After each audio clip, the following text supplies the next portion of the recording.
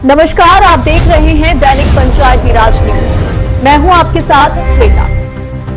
Operation face के तहत फर्जी सिम नेटवर्क का बड़ा खुलासा, 450 सिम जब्त, 3 आरोपी गिरफ्तार। बालाघाट पुलिस ने ऑपरेशन फेस के तहत बड़ी कार्रवाई करते हुए फर्जी सिम कार्ड नेटवर्क का पर्दाफाश किया है। पुलिस अधीक्षक आदित्य मिश्रा ने प्रेसवार्ता में बताया कि एक ही व्यक्ति के चेहरे का उपयोग कर सैकड़ों सिम एक्टिवेट करने का मामला सामने आया है।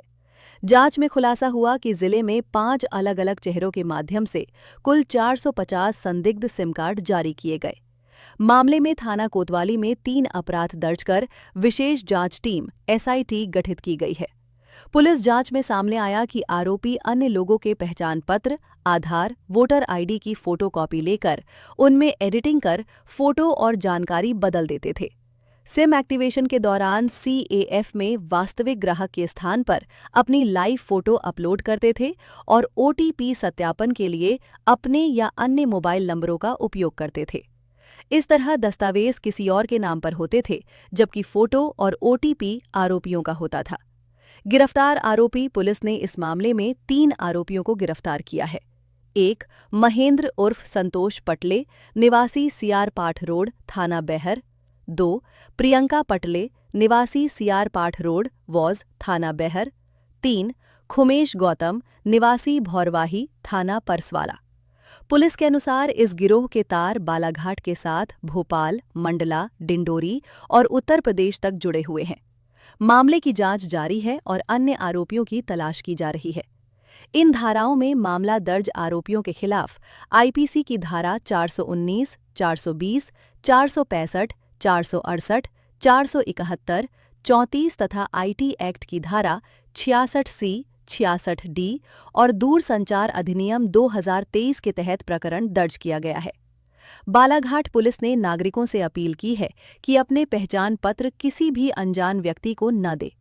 दस्तावेज देते समय उस पर क्रॉस मार्क करें और उपयोग का उद्देश्य अवश्य लिखें, ताकि उनके दस्तावेजों का दुरुपयोग न हो सके। Department of telecommunication government of India जो है उन्होंने एक प्रोजेक्ट लॉन्च किया था। जिस प्रोजेक्ट का नाम था operation face, that is facial authentication and compliance enforcement. The aim of the project was कि ये पता लगाया जा सके कि ऐसा तो नहीं है कि जो टेलीकॉम सर्विस प्रोवाइडर्स हैं, इनके जो POS एजेंट्स हैं, ये सिमिलर फेशियल फीचर्स या सिमिलर फेशियल बायोमेट्रिक फीचर्स के साथ मल्टीपल सिम्स इशू कर रहे हैं और ये सिम्स फिर अदर इलीगल एक्टिविटीज़ या क्रिमिनल एक्टिविटीज़ या फ्रॉड एक्टिविटीज़ में यूज़ हो रही हैं। इसके तहत चलते उन्होंने पूरा जो 2019 से लेकर 2022 तक के सिम इशूज़ हुए थे, उसका आर्टिफिशियल इंटेलिजेंस टूल्स की मदद से फेशियल बायोमेट्रिक फीचर्स को रीड किया। रीड करने के बाद उसमें अगर कॉमन फेशियल आइडेंटिकल फीचर्स आ रहे थे तो उनको आइडेंटिफाई करके स्टेट साइबर सेल के साथ शेयर किया था एंड स्टेट साइबर ने फिर जिलों के साथ ये जानकारी शेयर की थी। बालाघाट जिले के लिए 5 फेशियल डायरेक्टरीज आई थी, जिसमें करीबन 5 फेसेस पे 450 सिम्स के लगभग सिम कार्ड्स इशू हुए थे। ये सिम कार्ड्स की एक्टिवेशन डेट 2019 से लेकर 2022 के मध्य में डिफरेंट टर्म्स में रही है। जब हम लोगों ने इन चीज़ों को ध्यान से पढ़ा तो हमें पता चला कि 5 फेशियल फीचर्स में जो 450 सिम्स हैं, इसमें 2-3 तरह की डिफेक्ट्स या फॉर्जरी या क्रिमिनल एक्टिविटीज़ हैं। पहली चीज़ तो जिस व्यक्ति के नाम से या जिस आइडेंटिटी कार्ड से सिम इशू हो रही है और जो फेशियल फीचर्स हैं जो लाइव फोटोग्राफ के समय सिम इशुएंस के समय दिए जाते हैं, उसमें भिन्नता है, वो डिफरेंट है।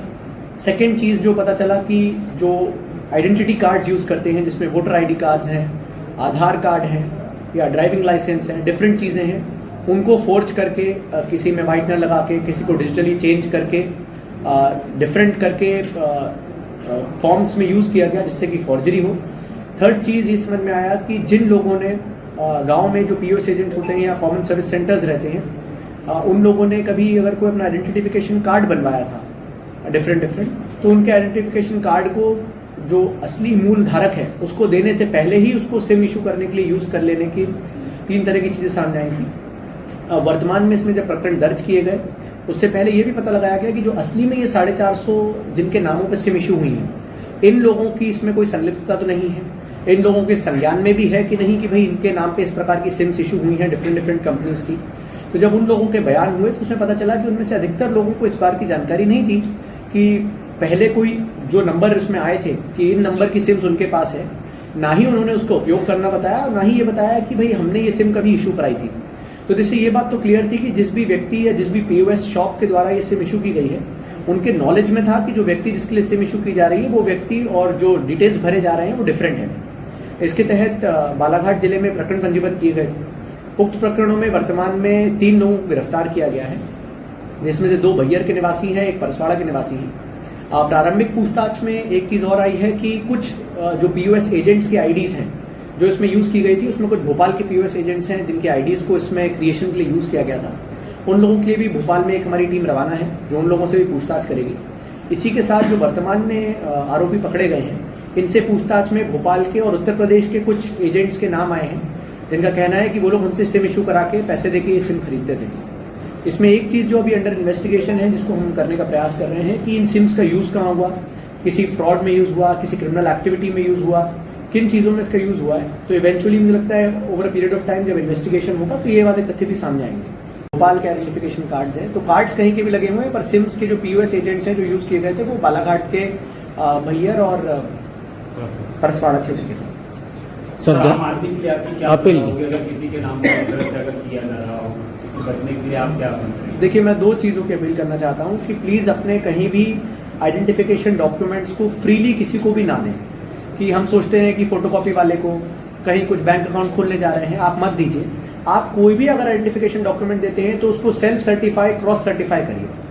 मतलब कि कोई भी आपने, मान लीजिए आपने आइडेंटिफिकेशन डॉक्यूमेंट ही अपना दिया है, इस डॉक्यूमेंट में अगर आपका कोई आधार कार्ड है, उसकी फोटोकॉपी आप दे रहे हैं, प्लीज यहाँ पर क्रॉस करके उसके नीचे लिखिए साइन करने से पहले कि self certified, giving for what, आप उसको किस चीज के उपयोग के लिए दे रहे हैं।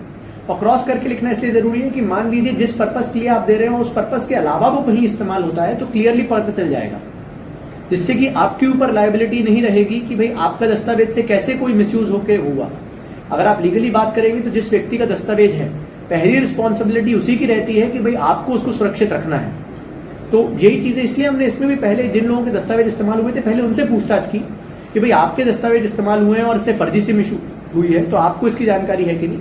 पर भविष्य के लिए मैं सभी से रिक्वेस्ट करना चाहूंगा कि आप जरूर सेल्फ सर्टिफिकेशन वाला एक तो सर्टिफिकेट दें।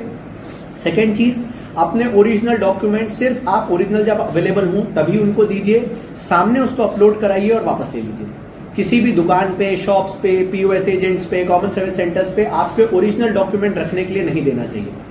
थर्ड चीज, यदि आप कोई नए डॉक्यूमेंट्स बनवा रहे हैं, मान लीजिए आप नया आधार कार्ड बनवाते हैं, अपडेशन कराते हैं, कुछ डेटा चेंज कराते हैं, वोटर आईडी कार्ड बनवाते हैं, तो आप उसमें जो एड्रेस डालते हैं उसमें होम डिलीवरी वाला जो ऑप्शन रहता है उसको टिक करें, जिससे कि कोरियर से, स्पीड पोस्ट के माध्यम से, इंडियन पोस्ट के माध्यम से आपके घर पे सीधे डिलीवर हो, ना कि आपके सीएचसी पे डिलीवर हो और फिर उसका कोई मिसयूज कर सके। तो यदि इन 3-4 चीजों का हम ध्यान देंगे तो मुझे लगता है कि इस तरह के फ्रॉड को भविष्य में रोका जा सकता है।